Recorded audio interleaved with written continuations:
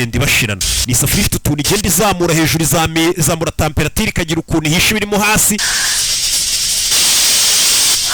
izamura umwotsi. Bira nibikira iriya safuriya gukubita akantu kakikaraga barikanga. We bira nibiki? Bura ntabwo gishobora kuduturitsa ra oya. Umutetsi wanjye azi ibyo akora ntabwo ajya ahubuka. Uyagize ngo ni igisasu. Ntabwo duturika. Umukobwa yazanye isafuriya n'ubwa mbere bayibonye. Umukobwa yaturutse muri 2025. Uzunsubije mu 1500 ibintu ngiye nakora.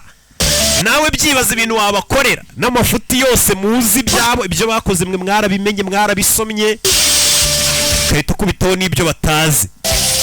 Bibi yafunguye hano abayobozi barikanguye umukobwa n'abashyiramo igikabyo kugira ngo akanga diverisere baramukanga isafuriya n'ubwa mbere bayibonye amasafuriya nayo muri 2020.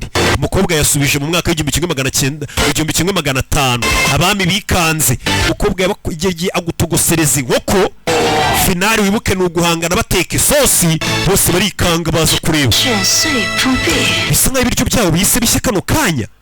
Biratangaje umukobwa afite isafuriya iteka ibiryo ngo byari gutwara amasaha 10 bigashya mu isaha imwe cyangwa minota 30. Bano baracyari kurwana n'ibindi. Bisa nkaho abatetsi b'abamingi bakiri kure kugira ngo ibyabo bishye. Ibya bano biri gushya kwe. Izi ni imbaraga za siyansi se bazi icyo ari cyo sha. None bino biryo biba biryoshye. Twizere ko rwose imvure twashyize kuri isafuriya kweriye.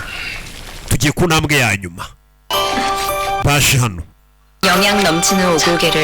barangije bafata za nkoko ibyo bari bashyizemo za nkoko bazikatira hano baraza bongeramo akana kariya.